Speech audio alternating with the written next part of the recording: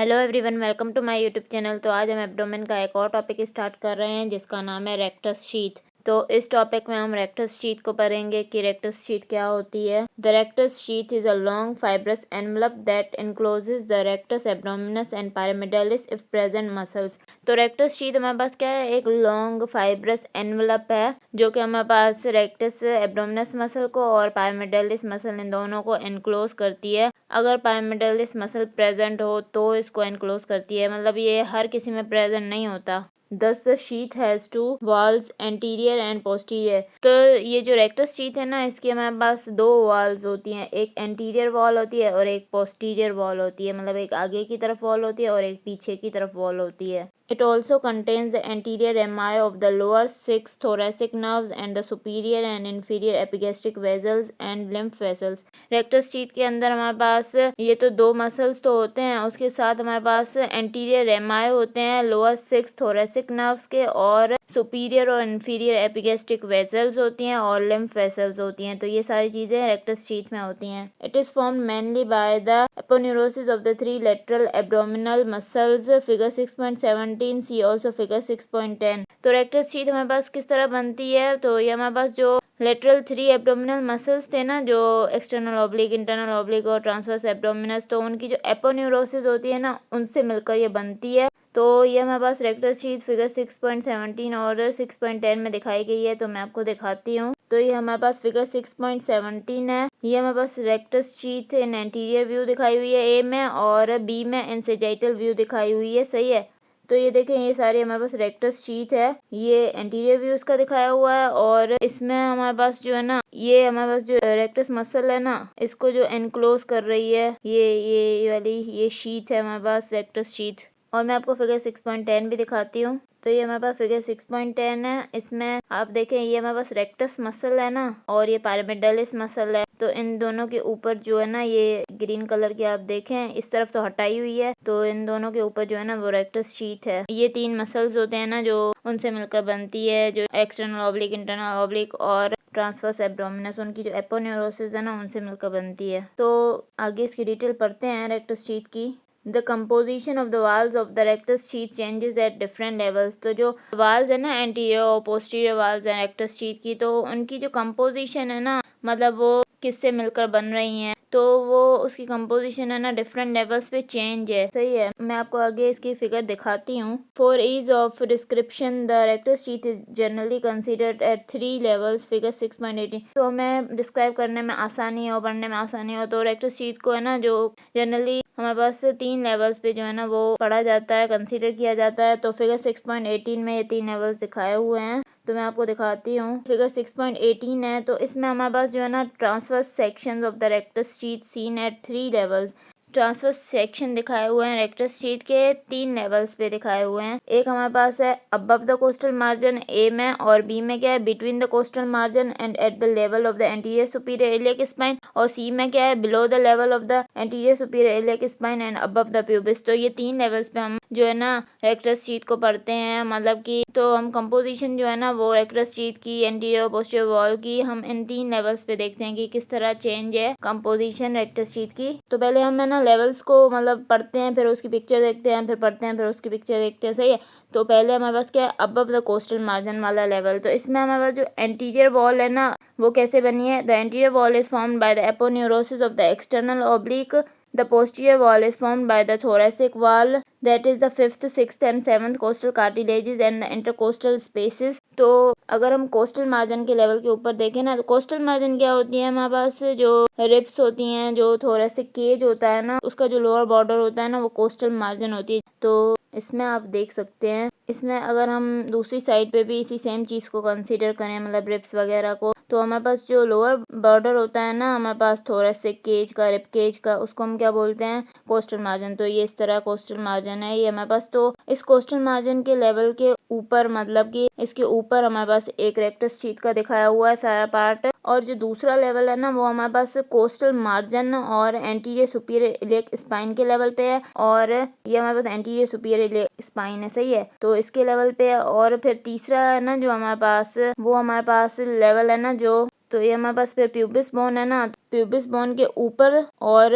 Anterior superior iliac spine के नीचे वाला जो लेवल है ना, वहाँ पे रेक्टस शीथ दिखाई हुई है। सही है, तो क्या हो गया हमारे पास, तो एक लेवल हमारे पास जो है ना अबव द कोस्टल मार्जिन है, ये कोस्टल मार्जिन के ऊपर एक लेवल है। दूसरा लेवल हमारे पास at the level of costal margin से स्टार्ट हो रहा है और कहाँ तक है हमारे पास, एंटीरियर सुपीरियर इलियक स्पाइन तक है। और तीसरा below the anterior superior iliac spine से अबव द प्यूबिक बोन है। तो ये 3 लेवल्स है, 3 लेवल्स पे हम इसको पढ़ते हैं रेक्टस शीथ को। तो हमारे पास जो अबव द कोस्टल मार्जिन हम देख रहे हैं ना, तो वहाँ पे हमारे पास जो एंटीरियर वॉल कौन बना रहा है रेक्टस शीथ की, तो वो हमारे पास एक्सटर्नल ऑब्लिक एपोन्यूरोसिस है ना, वो बना रही है। और पोस्टीरियर वॉल कौन बना रहा है, थोरेसिक वॉल से बन रही है पोस्टीरियर वॉल, मतलब कि जो 5th 6th और 7th कोस्टल कार्टिलेजेस और इंटरकोस्टल स्पेसेस है ना, वो हमारे पास जो है ना वो पोस्टीरियर वॉल बना रही हैं रेक्टस शीथ की। तो ये अब मैं आपको डायग्राम से दिखाती हूँ। तो ये हमारे पास अबव द कोस्टल मार्जिन वाला लेवल है। इसमें देखें हम ऐसे जा रहे हैं ना, स्किन पे सुपरफिशियल फेशिया है, फिर डीप फेशिया होता है और फिर हमारे पास जो है ना मसल्स आते हैं। सही है, तो ये हमारे पास एंटीरियरली अगर देखें ना, तो ये लेबल किया हुआ है ग्रीन में, एपोन्यूरोसिस है ना एक्सटर्नल ऑब्लिक मसल की। तो ये देखें यहाँ पर ये एक्सटर्नल ऑब्लिक मसल की एपोन्यूरोसिस ग्रीन में नजर आ रही है। तो ये एंटीरियर वॉल बना रही है। और पोस्टीरियरली हमारे पास जो है ना 5th 6th और 7th कोस्टल कार्टिलेजेस और इंटरकोस्टल स्पेसेस जो है ना, ये हमारे पास जो है ना पोस्टीरियर वॉल बना रहे हैं। अब हमारे पास क्या है, दूसरा level between the coastal margin and the arcuate line at about the level of the anterior superior iliac spine. Coastal margin और आर्कुएट लाइन के बीच वाला लेवल या एंटीरियर सुपीरियर इलियक स्पाइन के बीच वाला लेवल। तो मैं आर्कुएट लाइन तो आपको पहले दिखा दूं, आर्कुएट लाइन कहाँ पे है। तो आप देख सकते हैं ये ब्लैक कलर में आर्कुएट लाइन है, इसको लेबल किया हुआ है। यहाँ पे भी ये आर्कुएट लाइन को लेबल किया हुआ है, ये देख सकते हैं आप। तो यहाँ पे मैंने एंटीरियर सुपीरियर इलियक स्पाइन दिखाया था ना, वहीं पे आर्कुएट लाइन है। तो मतलब दोनों ही सेम जगह पे हैं। तो ये लेवल मतलब आप अगर एंटीरियर सुपीरियर इलियक स्पाइन बोले या आर्कुएट लाइन बोले, मतलब कि कोस्टल मार्जिन से लेकर आर्कुएट लाइन तक वाला जो लेवल है वो सेकंड लेवल है। सही है, the aponeurosis of the internal oblique splits to enclose the rectus muscle. The external oblique aponeurosis is directed in front of the muscle and the transversus abdominis aponeurosis is directed behind the muscle. तो अगर हम second number level पे देखें ना, तो first number level में तो हमने देख लिया कि जो रेक्टस मसल था ये वाला, उसके आगे हमारे पास एपोन्यूरोसिस थी एक्सटर्नल ऑब्लिक की, और पीछे क्या था कि हमारे पास जो 5th 6th और 7th कोस्टल कार्टिलेजेस और इंटरकोस्टल स्पेसेस थी। तो अब हम दूसरे लेवल पे देखें तो ये हमारे पास रेक्टस मसल है। तो ये हमारे पास क्या है कि इंटरनल ऑब्लिक मसल है ये वाला, ये क्या कर रहा है कि स्प्लिट कर रहा है और पूरे रेक्टस मसल को जो है ना वो एनक्लोज कर रहा है। और जो एक्सटर्नल ऑब्लिक है ना वो इसके आगे से ऐसे जा रहा है, और जो ट्रांसवर्स एब्डोमिनस मसल है ना वो इसके पीछे से ऐसे जा रहा है। और यहाँ पे ये हमारा लीनिया अल्बा है। तो ये हमारे पास सेकंड लेवल हो गया। तो थर्ड लेवल पे हमारे पास क्या है, between the level of the arcuate line at about the anterior superior iliac spine and the pubis the aponeurosis of all 3 muscles form the anterior wall. तो जो हमारे पास लेवल है ना आर्कुएट लाइन से लेकर जो प्यूबिस तक का लेवल है, मतलब जैसे अबव द प्यूबिस या फिर एंटीरियर सुपीरियर इलियक स्पाइन से लेकर प्यूबिस तक का लेवल है, तो वहाँ पे हमारे पास जो एंटीरियर वॉल है वो कौन बना रहा है, तीनों मसल की एपोन्यूरोसिस बना रही हैं। The posterior wall is absent and the rectus muscle lies in contact with the transversalis fascia. तो इसमें हमारे पास जो थर्ड वाला लेवल है ना, उसमें हमारे पास जो पोस्टीरियर वाल है ना वो एब्सेंट है, और जो रेक्टस मसल है ना वो ट्रांसवर्सलिस फेशिया के साथ कांटेक्ट में है, मतलब कोई एपोन्यूरोसिस नहीं है मसल्स की। तो ये थर्ड लेवल है, सी में। ये हमारे पास रेक्टस एब्डोमिनस मसल है। तो ये देखें हमारे पास ये एक्सटर्नल ऑब्लिक, ये इंटरनल ऑब्लिक, ये ट्रांसवर्स एब्डोमिनस, इन तीनों की एपोन्यूरोसिस जो है ना एंटीरियर वॉल बना रही है, और फेशिया ट्रांसवर्सलिस जो है ना वो पीछे है हमारे पास।